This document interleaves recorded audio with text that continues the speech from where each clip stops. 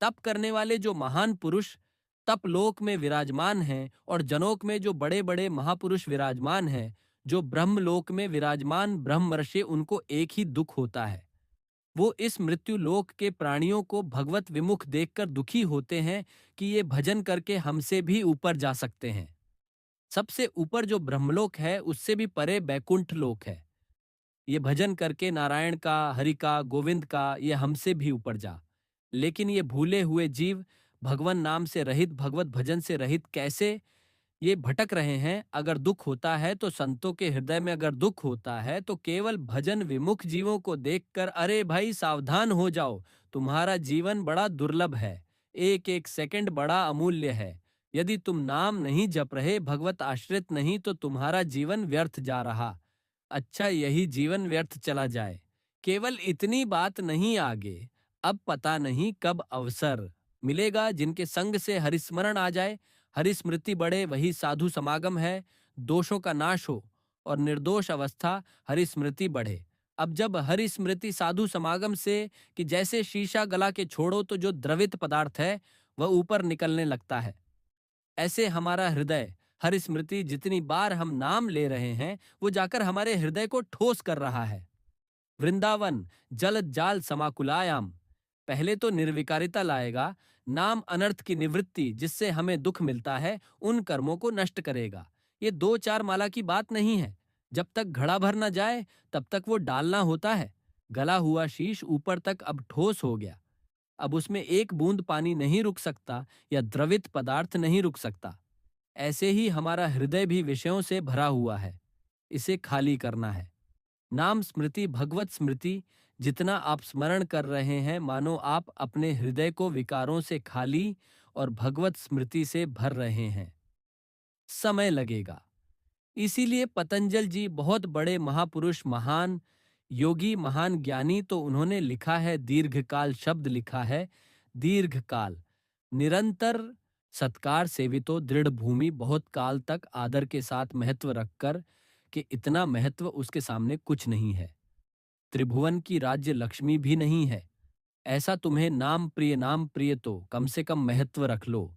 सुन के जब आप दीर्घ काल तक और निरंतर आदर के सहित, महत्व के सहित, तो दृढ़ भूमि अब भर गया घड़ा हरि स्मृति से, जे ही हरि स्मृति से गला तक से भरे तो उसका फिर परिणाम क्या होता है। बोले श्रीपाद प्रबुद्धानंद जी जो कह रहे हैं, अश्रुधारा प्रवाहित होने राधा रोमांच हो रहा है। अब वो दृष्टि डालता है जिधर, तो वहीं श्याम गौर जोरी आंखों में झलमलाने लगती है। आंख मूंदे या खोले सच्ची मानिए, ये निरंतर प्रभु की स्मृति बहुत बड़ी वस्तु है। ये बहुत उत्तम फल प्राप्त हुआ है, या बहुत बड़ी कृपा प्राप्त हुई। जो भाव तुम्हारा बन पावे, निरंतर भगवत स्मृति शरीर कहीं भी रहे, कैसी भी स्थिति में रहे, अगर आपके हृदय में सदा प्रभु की स्मृति चल रही तो प्रभु आपके हृदय में प्रकट हैं। पहले तो स्मृति रूप में और फिर रूप रूप में उनका रूप प्रकाशित होगा। लेकिन बहुत बकवास करने वाले, बहुत व्यवहार में उतरने वाले कैसे निरंतर भगवत स्मृति कर पाएंगे। बोरी सखी का एक दोहा, इसे एक दो बार दिन में तो याद कर ही लेना चाहिए। न काऊ सो बोलबो, न कोई व्यवहार, अपनी कुंवरी किशोरी को जियत निहार निहारी स्मृतिवान देख पाता है, लाडली को स्मृतिवा दूसरा नहीं देख पा सकता। ये बात ध्यान रखना। अभी एकांतिक में किसी उपासक हमको लाडली जो मिली थी, ऐसे ऐसे ऐसे बात कर रहे थे जैसे हम कहाँ क्षमा कीजिएगा, वह कृपालु है, किसी को भी मिल सकती हैं, उनके लिए कोई यह योग्यता का पक्ष थोड़ी है। अगर योग्यता की बात आवे तो प्यारो डुम छमते नाम, ध्यान गम पर ऐसे नहीं मिलती जैसे आप बात कर रहे हो। लाडली जो मिली और आप ऐसे सूखे सूखे बोल रहे हो। अरे नहीं भाई नहीं, कह ही नहीं पाते। उदाहरण उनको दिया था कि अगर 1 अरब की चेक रखी हो तो सभा में बोलो खड़े होकर कि मेरी जेब में 1 अरब की चेक है और बोल के दिखाओ। हिम्मत नहीं होगी। नाशवान पैसे की हिम्मत नहीं होगी तुम्हें। और महान करुणा समुद्र, प्रेम समुद्र, वो परम धन जिसमें लालजू को खरीद लिया जाता है, लालजू बिक जाते हैं। किस में प्रेम समुद्र का सार रूप लाडली दिखाई दी और आपकी आंखों में आंसू नहीं और आपकी हिम्मत पड़ गई है बोलने की। या तो चेक नहीं है और या खोने वाले हो। यही शब्द थे, या तो चेक नहीं है आपके पास, तो 1 अरब की आप केवल डींग मार रहे हैं या आप अब खोने वाले हो? स्मृति, अखंड स्मृति, ये बहुत बड़ी वस्तु, ये बहुत बड़ा लाभ, इसी से लाडली जो दिखाई देती, इसी से दिखाई देती है।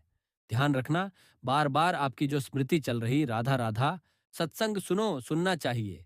बैठो सार बात को पकड़ो, स्मृति बार बार राधा राधा। हम कहते हैं मंत्र नहीं चल रहा आपसे, और कुछ नहीं। राधा राधा नाम सुधा रसम अमृत रस है। आचार्य चरण कह रहे हैं, इसी से सारा काम बन जाएगा। राधा नामव कार्यम हेनुदिन मिलितम, कह रहे यदि तुम्हें राधा नाम जपने को मिल जाए। अब जैसे कोई कह देता है कि किस ग्रंथ में लिखा है, अरे कितने ग्रंथ पढ़े हो तुम, कितने ग्रंथ पढ़े हो, 2-4 पढ़ लिए होंगे, तो कह दिए ग्रंथ। अगर एक ट्रक लाया जाए और उस पर ग्रंथ सब रखे जाए तो ट्रक भर जाएगा। ग्रंथ की कमी थोड़ी होगी। एक एक पंथ के कितने कितने कितने ग्रंथ हैं। आप जानते हो, वृंदावन प्रेम रस को, नित्य विहार रस को, उनके ग्रंथों को पढ़ा नहीं तो फिर कैसे जानोगे?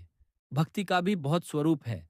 किस कोटि के तुम भक्त हो, किस कोटि के ग्रंथ पढ़े हो? यहाँ आओ भगवत रसिक जी।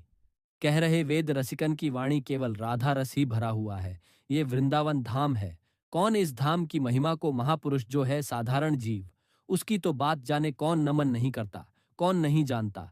वृंदावन का एकांतिक प्रेम रस रसिकों की वाणी में मिलेगा।